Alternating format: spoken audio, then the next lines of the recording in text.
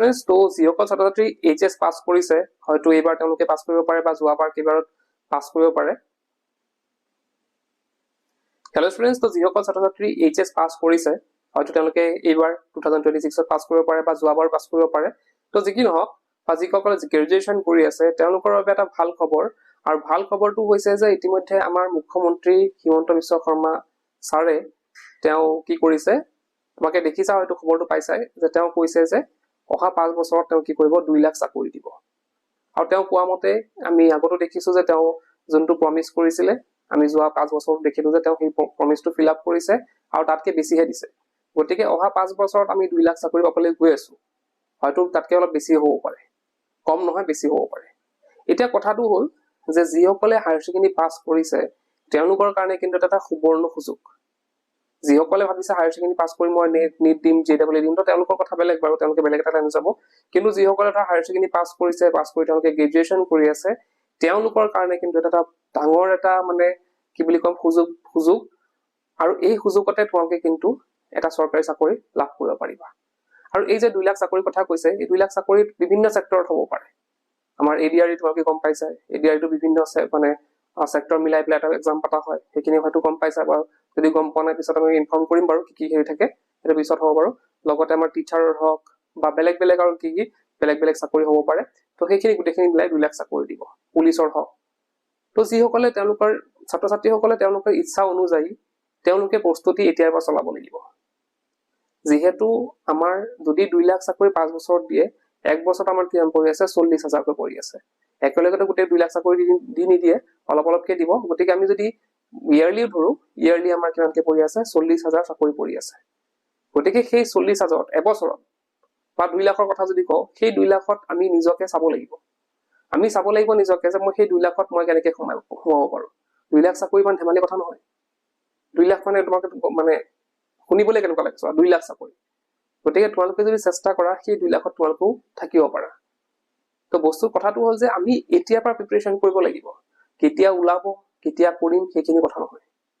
আমি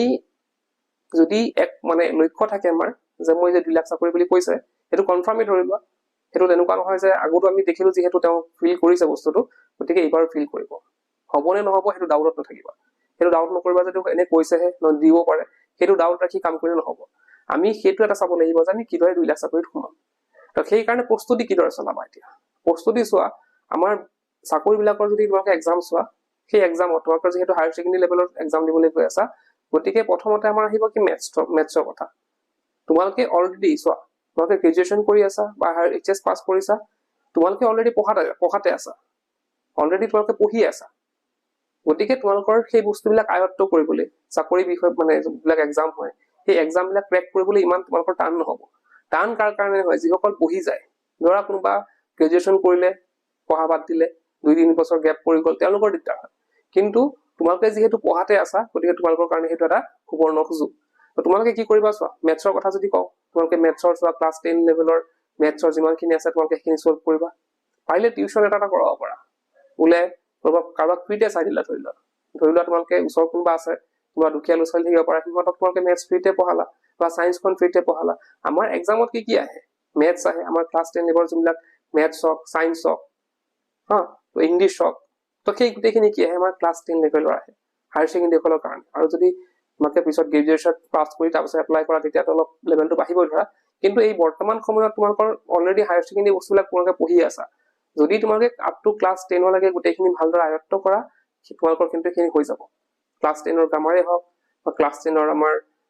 মেথছে হওক সোশিয়েল সায়েন্সে হওক সেইখিনি বস্তু তোমালোকৰ টাচত থাকিব লাগিব আৰু লগতে কৰিব লাগিব আমাৰ জিকে খিনি ষ্ট্ৰং কৰিব লাগিব তোমালোকে হয়তো দেখিছা বস্তুবিলাক কোৱেশ্চন পেপাৰ আগত যদি ফলো কৰিছা জিকে কোৱেশ্চন কাৰেন্ট এফেয়াৰ্ছৰ কোৱেশ্চন জিকে মানে আমাৰ যোনবিলাক সচৰাচৰ হৈ অলৰেডি হ'ল যোনবিলাক জিকে বিলাকতো একে সেমে থাকে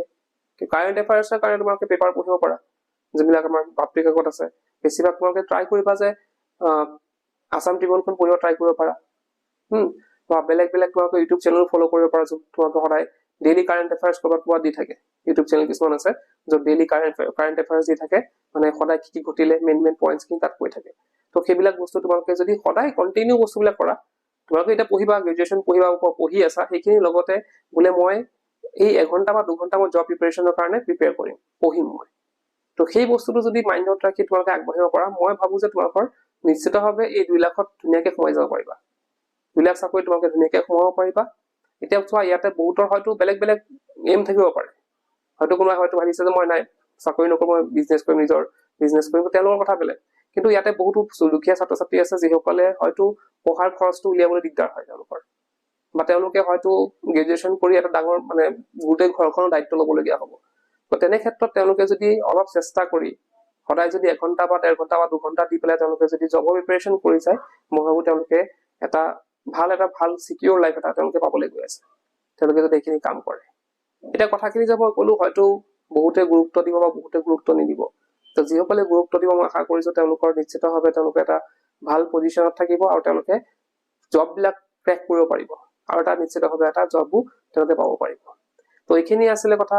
আশা কৰিছো কথাখিনি তোমালোকে বুজি পাইছা আৰু সেইমতে তোমালোকে প্ৰিপাৰেচন কৰি যাব পাৰিবা। আজি ভিডিঅ' শেষ কৰিলো। কোনে কোনে কৰিব কথাটো আজি কমেণ্ট বক্সত জনাবা। আজি ভিডিঅ' শেষ কৰিলো, কি পঢ়িছো সেইকাৰণে।